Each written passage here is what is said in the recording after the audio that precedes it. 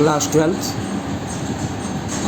Exercise 5.3 question 10 तक हम लोग बना चुके हैं बेटे। 10 नंबर क्वेश्चन हमने सॉल्व कर चुके हैं।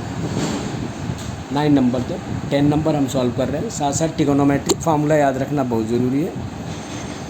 tan 3 theta is equal to formula होता है 3 tan theta minus tan q theta upon 1 plus tan square theta.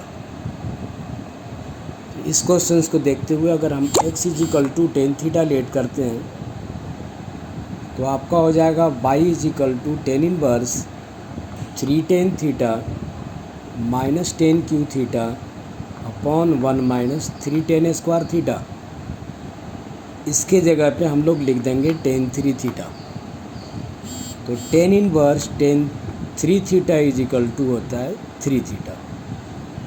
अब x इज इक्वल टू अगर tan थीटा है, हमने लेट किए हुए हैं x is equal to tan theta, तो आपको थीटा इज इक्वल टू क्या हो जाएगा? तो थीटा इज इक्वल टू हो जाएगा tan इनवर्स x। तो आप 3 tan इनवर्स x लिख देंगे, 3 tan इनवर्स x।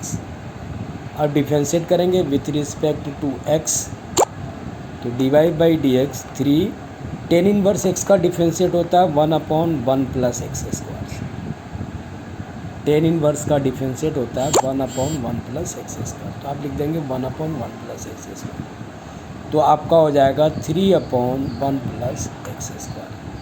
सभी क्वेश्चंस को ऐसे ही सॉल्व करना है। देखो हमने फार्मूला लिखे हैं cos 2 theta is equal to formula होता है 1 minus tan square theta upon 1 plus tan square theta. अब क्वेश्चंस को देखते हुए साफ दिखाई दे रहा है कि 1 माइनस एक्स स्क्वायर से और 1 प्लस एक्स स्क्वायर है, तो x इज इक्वल टू अगर हम tan थीटा लेट कर लेते हैं तो cos inverse 1 minus tan square theta upon 1 plus tan square theta होगा। इसका फार्मूला होता है cos 2 theta.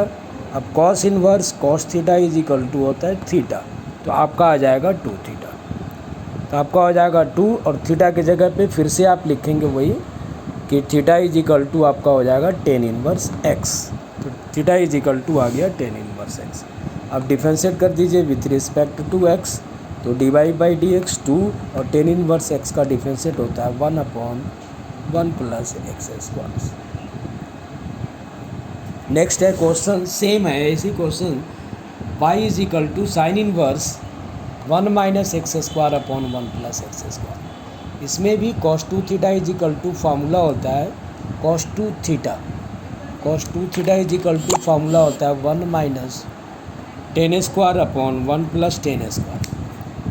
Sign theta is equal to formula होता है cos pi by 2 minus theta. cos theta is equal to होता है sine pi by 2 minus theta. ये आप लोग क्लास 10th में पढ़ चुके हैं, 11th में भी पढ़े हैं। इसी फार्मूले को यहाँ यूज़ करना है।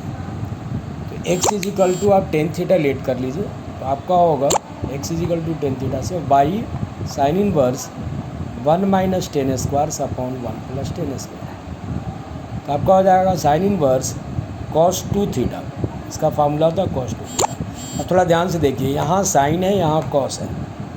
फार्मूला तो होता नहीं है, जब तक साइन और साइन नहीं हो तो साइन इनवर्स cos थीटा को बना दीजिए sign pi by 2 minus 2 theta. तो आपका अब दोनों साइन हो गया, तो आप क्या आ जाएंगे पाई बाई 2 माइनस 2 थीटा। अब आपका होगा पाई बाई 2 माइनस 2 और थीटा के जगह पे फिर से एक बार वही कि एक्स इज इक्वल टू अगर tan थीटा होता है तो थीटा की जगह पे हम लोग tan इनवर्स x लिखते हैं, तो tan इनवर्स x। अब डिफरेंशिएट कीजिए विथ रिस्पेक्ट टू x, तो divide by D X pi by 2 का डिफरेंशिएट 0 होगा, माइनस 2 होगा इंटू tan इनवर्स x का फार्मूला होता है 1/1 plus X square. tan inverse x का डिफरेंशिएट्स होता है 1/1 प्लस एक्स स्क्वायर। तो आपका हो जाएगा -2/1 plus X square. That is answer. As next question है y is equal to cos inverse 2x upon 1 plus X square. इस केसेस में x इज इक्वल टू फिर से tan थीटा लेट कर लीजिए।